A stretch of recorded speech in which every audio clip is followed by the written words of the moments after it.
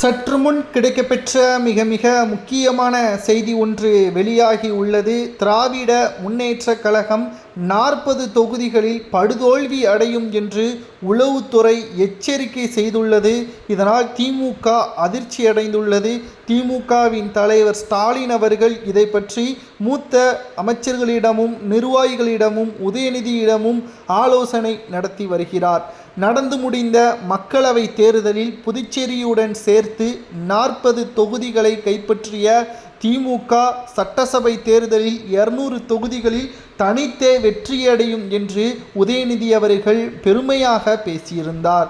ஆனால் விஜய் அவர்களது அரசியல் பயணமும் குறிப்பாக திராவிட முன்னேற்ற கழகத்திற்கு மிகப்பெரிய ஒரு பேராபத்தாக அமைச்சர்களது செயல்பாடுகளும் அமைந்திருப்பதன் காரணமாக மக்களவை தேர்தல் வெற்றி என்பது சட்டசபை தேர்தல் வெற்றியே பெற்றுவிடாது என்பதை திமுகவினர்கள் ஏன் புரிந்து கொள்ளவில்லை? 2021 சட்டசபை தேர்தலில் வெறும் 3.5% அதாவது 3.5 லட்சம் வித்தியாசத்தில்தான் ஆட்சியே திமுக கைப்பற்றியது, சிறுபான்மையினர்களது அதிக அளவின் ஆதரவின் காரணமாக.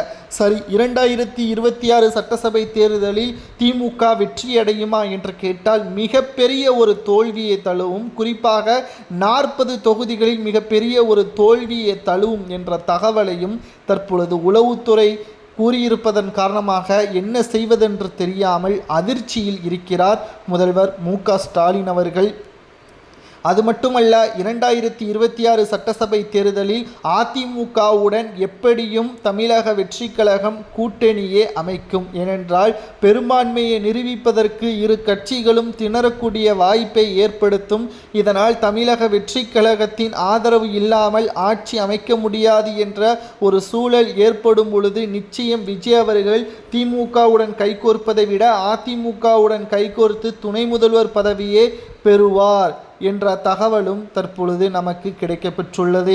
எப்படி ஆந்திர பிரதேசத்தில் பவன் கல்யாண் அவர்கள் துணை முதல்வராக பொறுப்பேற்றாரோ அதேபோல் தமிழகத்தில் துணை முதல்வராக பொறுப்பேற்று 2031 ஆட்சி களத்தை மாற்றும் விதமாக அவரது செயல்பாடுகள் அமையும். அதற்கு அடித்தளமாக 2026 சட்டசபை தேர்தலை பயன்படுத்தி கொள்வார். இதனால் 40 தொகுதிகளில் திமுகவிற்கு மிகப்பெரிய இழப்பு, அதாவது தோல்வி, படுதோல்வி உறுதி என்று உளவுத்துறை எச்சரிக்கை கூறியிருப்பது சரியா தவறா என்பதை கமெண்ட் வாயிலாக கூறுங்கள்.